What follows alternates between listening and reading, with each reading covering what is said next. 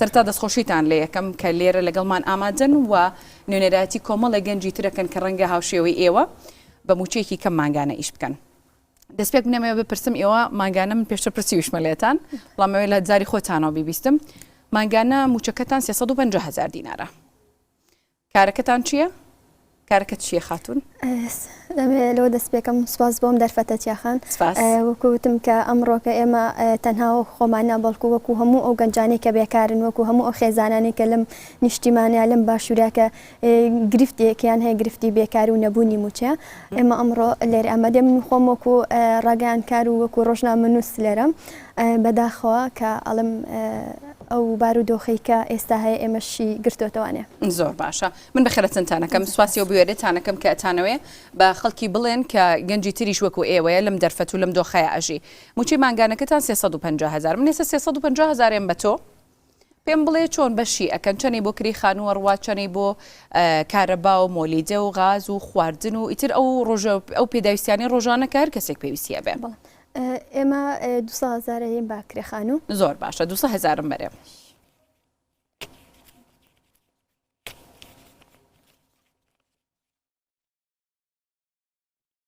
هزار بۆ کریخان و هەڕوات.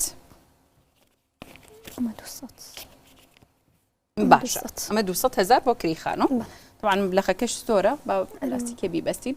چنەی تری بۆ خەرجیەکانی کە چۆن دابەشیەکەنەوە ئێمێنێتەوە 150,000 چۆن دابەشیەکەن؟ 30 مۆلیدە باشە 30,000 مۆلیدەشمان بەرێ بۆرە بە ئەمە سابت بکەین. باشە 30,000 بۆ مۆلیدە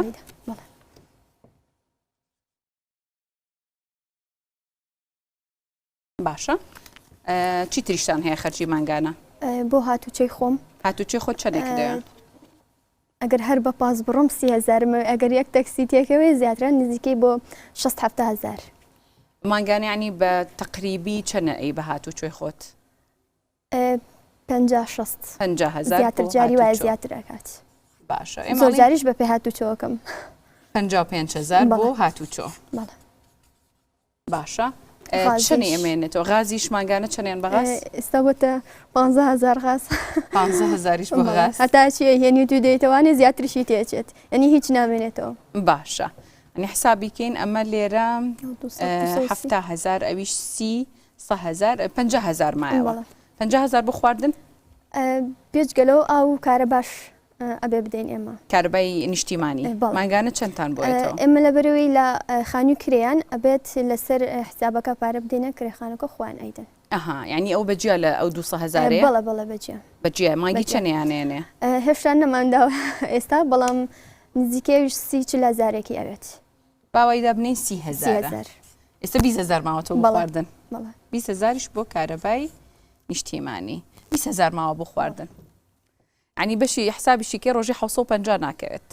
ئەگەر دابشی 30 ڕۆژەکەی بکەی کەم تریژەکەوێت. ئەمە هەر کێشەیە ئەمە نیە بەڵکو کێشەکە ئەنی بەگشتیە ئەنی سەری مانگ ئەبێ قەرزاج باریشە بن. باشە هەوڵی ئەوتان ناوە کاری تر بدۆزنەوە ئیشی باشتر بدۆزنەوە بۆی کە بژێوی ڕۆژانەی پێدابین بکەن؟ ڕاستی من خۆم کاری ڕۆژنامەوانی ئەەکەم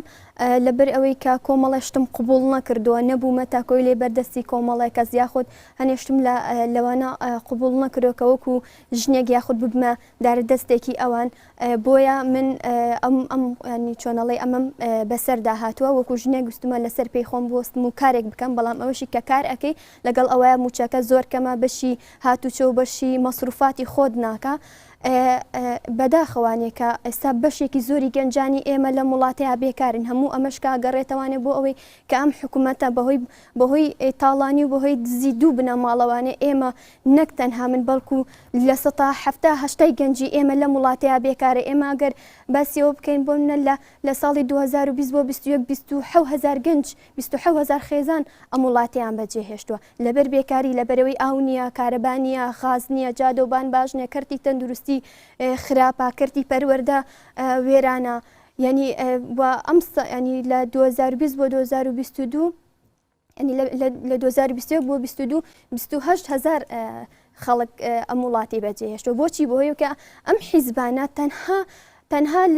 لە دزی و لە تاڵانی و لە ماڵوێرانی زیاتر هیچ شتێکی تریان بۆ باشە ئێوەش بیرتان لەو کردوتەوە ئێرە جێبێڵن لە بەروی دەرفەتی کارکەمە یاخود ئەگەر هەش بێ بەم جۆرەیە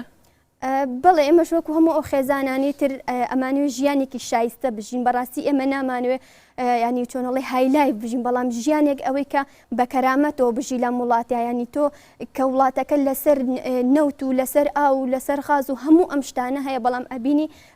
کە خەڵکەکەی کە دانیشتوانەکەی زۆر لەژێر هێڵی هەژاریەوە زۆر باشە ئەمێ دەڕاو بۆ چوونی ئێوەش بزانم یعنی هەوڵی ئەوەتان ناوە کاری باشتر بدۆزنەوە گەڕاون بە شوێن کاری باشترە بەڵام دەستان نەکەوتووە سپاس خانم دەرفەتە سپاس بۆ ئێوەش لێرە حەز ناکەم باسی شتی شخصیکەم و بەڕاستی ئەو ژیانی هەیە بە شکۆ و بە شەرەفی ئینسانی و پێڕازین لەبەرەوەی کە تەسلیمی چەتەگەری سیاسی ماڵباتی کوردایەتی نەبووینێمە لێرە لەبەرەوەی من خۆم زیاتر لە 10 ساڵەکانی ڕاگەیاندنەکەم لێرە بنەماڵە سیاسەکان ناسیۆنالیزمی کوردی کە زیاتر لە 30 ساڵە ئەو بە چاوی خەڵکە ئەدەنەوە ئەو بە چاوی گەلی کووردا ئەدەنەوە ئەو بە چاوی گەنج ئەدەنەوە کە گەنجێ بۆ بچووکترین مافی بێتە سەر شەقام بێتە سەر جادە ئەڵێن پیلان جێڕی دەرەکەیە ئەڵێن موامەرێ دژی گەلی کورد بۆ ئاسایشی نەتەوەی خراپە کە ئەمە تەنها لای ئەم بنەماڵە سیاسان لای چەتەکانی کوردایەتی لای چەتەگەری ئابووری کوردی هەیە کە لای چەتەگەری تاڵانکردنی خاز و نەوتی ئەم وڵاتە هەیە یعنی دەرفەتی ئیش لە وڵاتەیە ئەتوانی بڵی بە پۆینت هەیە بۆ خەڵکێکی ئاسایی بۆ نمونە هەر کەسێک بێ لەو ساوڵی سلێمانی پاقلە بفرۆشێ ئەبێت تۆ پشگیری و مۆڵەتی ئەم بنەماڵە چەتەگەری سیاسیانە هەبێ ئەبێ مۆڵەت خستنە ڕووی هەلیکار یاخود دۆزینەوەی هەلیکار بۆ گەنجان ئێستا قورسە ئەگەر هەش بێ زۆر قورسە زۆر زەحمەتە بۆ نمونە لێرە کەرتی گشتی و کەرتی تایبەت هەمووی کەرتی حیزبە ئەنی شتێ بە ناوی کەرتی تایبەتەوە نیە شتێ بە ناوی کەرتی گشتیوە نییە لێرە بۆ نمونە تۆچیتە کۆمپانیا ئیشەکەی یعنی مەرجەکانی کۆمپانیەکە بۆ نمونە من لە کۆمپانیا ئیشم کردووە لە دەستگایەکی ڕاگەانی ئیشم کردووە مەرجەکانی ئەو 36 خاڵە لەو 36 شەشی بنەگرێتەوە سی لە بەژۆندی کۆمپانیەکە بەڵام چێ چاودێری کۆمپانیەکانی وڵاتەکە حکومەت چاودێریەکە بەڵام لە هیچ شوێنێکی بۆ نمونە لە چۆ زۆرترین دەرفەتی بێکاری هەبوو لەوێ زۆرترین نادیموکراتی هەیە لە چۆ زۆرترین بێکاری هەبوو لەوێ زۆرترین دیکتاتۆری هەیە لەوێ زۆرترین خۆسەپاندن هەیە ینی بۆ من ئێمە باش ئەگەر سیستمی حکومڕانی بەم جۆرە بێت تر گەنجەکانیش نابێ ئیشکەن نابێ بە دوای هەلیکارە بگەڕێن بۆ نمونە ئێمە کۆماری ئیسلایم بە وڵاتێکی دیکتاتۆر و بە کۆماری سێدارە ئەواکەین من بەڕاستی بۆ ڕاستە وڵاتێکە تیا مرۆڤ لە سێدارە درێ بەڵام هێشتا دەرفەتی کار هێشتا دەرفەتی ژیان هێشتا دەرفەتی ئەوەی کە بۆ نمونە مرۆڤ بیاوێ لەسەر پێی خۆی بۆستێ هێشتا حکومەت دەوڵەت هەنێ خاوەنداری لە ئینسانەکە ینی بە ئایدیایەک و بە پارادایمێکی بە گیانبینیەکی ئایدۆلۆژی بیر ناکاتەوە لێرە تەنها بە ئایدۆلۆژیای نەتەوەی بیرەکەن بۆ نمونە بە درێژایی لە ساڵی 1992 هەتا ساڵی 2000 تا سەرەتای 2000ەکان خەڵکیان بۆ ترسان وەڵا حکومەتی کوردی ساوە گەلی کورد لە بارودۆخێک ئەمە هەمووی ئایدۆلۆژیا هەمووی ئەفسانی نەتەوەیە ینی خەڵک بە عێراقیان ترسان بە عەرەبیان ترسان بە شیعیان کە گەلی کورد خەڵکی کورد لە ساڵی 2023 شتێک نییە بەناوی کە ئێمە کێشی نەتەوەیمان لەگەڵ عێراقا بێ ئەسڵەن ئەوەی بە درێژایی ئەم 30 ساڵە ئەوەی یەکێتی و پارتی وەزای دەنگۆڕان لەگەڵیا بەگەلی کوردیان کردی ئەو سوکاتی ئەوان سوکاتیان بە کوردبوون کردووە هیچ ڕژێمێک لە ڕۆژهەڵاتی ناوەڕاستەکە 4 دەوڵەتی بڵین تورکیا عێراق ئێران سووریا بە ئینسانی کوردیان نەکردووە بەڵام تۆ لە ئێرانە لە تورکیا کە تورکیا نوێنەراتی فاشیزمەکە لە ڕۆژهەڵاتی ناوەڕاستە تۆ ئەگەر کوردی بی لێ وەکو کورد دژایەتی ناکە بەڵام ئەگەر خاوەن ئایدۆلۆژیایەکی سیاسی بی ڕەخنە لێ بگرێ و کێشە بۆ دروستکە بەڵام لێرە بە ناوی کوردبوونەوە ئینسانی کوردیان داڕزاندووە زۆر باشە من سوپاسانەکەم کە لێرە لەگەڵمان ئامادە بوون سپاس کە ینی بوێرێ هەبوو کە بتوانن دۆخی گەنجی ئێستا بخەنە ڕوو من سواسی